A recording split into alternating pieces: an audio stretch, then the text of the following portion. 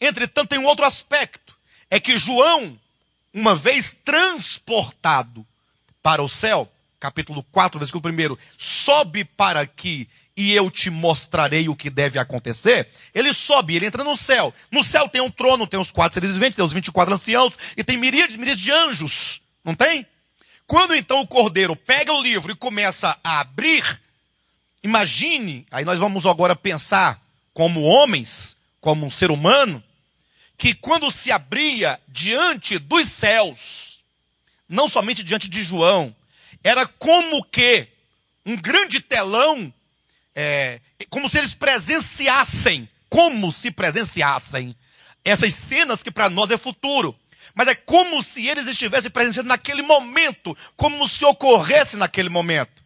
Tamanha essa verdade que João sempre diz, olha, eu vi, aí o diabo caiu, aí ele foi amarrado. Ele não diz, não será amarrado.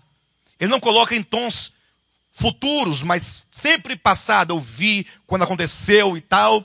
Então, os céus todos, os anjos, os seres viventes, as criaturas, os 24 anciãos, todos, eles viram isso acontecer. Por isso que, eventualmente, em algumas profecias, diz assim, o 7º anjo tocou a trombeta. Então, os céus viram isso. E quando tocou, os anjos ali, vendo aquela cena, eles se manifestavam, falando. E João escreveu a manifestação que tais anjos tiveram diante dessas visões e que certamente eles se manifestarão de fato e de verdade quando isso efetivamente acontecer no futuro. Entenderam? Essa relação profética para nós, mas que eles estiveram inseridos lá na época, na visão, como se eles estivessem presenciando no momento. Por isso se diz, o 7º anjo tocou a trombeta e houve no céu. Então, quando tocou a trombeta lá na visão, houve no céu o quê? Grandes vozes dizendo. Então, os céus vão bradar em cântico, dizendo, o reino do mundo se tornou de nosso Senhor e do seu Cristo, e ele reinará pelos séculos dos séculos. Parece estranho para a maioria das pessoas, né?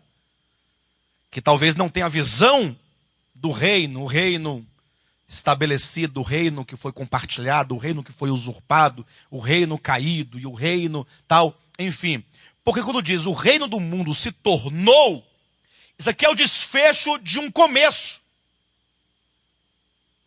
Vocês entendem isso? O reino do mundo se tornou. Porque como é que nós vamos entender? O reino do mundo se tornou do nosso Senhor e do seu Cristo. Aí você faz uma retrospectiva no começo. Volta ao começo. Volta lá no Bereshit, ou no Gênesis, no começo. Porque aqui é o Apocalipse. Mas tem um Gênesis, não tem? Não tem um começo de tudo?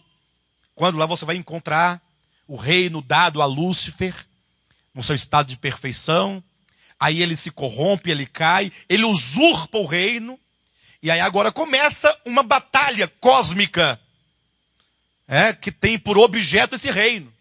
Esse reino, é objeto da disputa entre Deus e o maligno, entre a luz e as trevas, entre o bem e o mal. A história é essa, E não é somente na Escritura que tem essa história. Isso é o interessante, é que mesmo em visões mitológicas, os irmãos perceberem como isso é um conhecimento universal, não restrito a um grupo de pessoas. Se tem essas batalhas, né? Quando um certo Deus lá, chamado Prometeu, roubou o fogo, e deu aos homens, lembra disso? Desse aspecto da mitologia? Ele rouba o fogo, né, dos deuses e entrega aos homens, revela o segredo aos homens. E aí tem uma relação íntima, porque se ele rouba o fogo, ele rouba a luz. Lúcifer quer dizer o quê? Portador da luz, ó. Olha como está tudo amarrado. É tudo.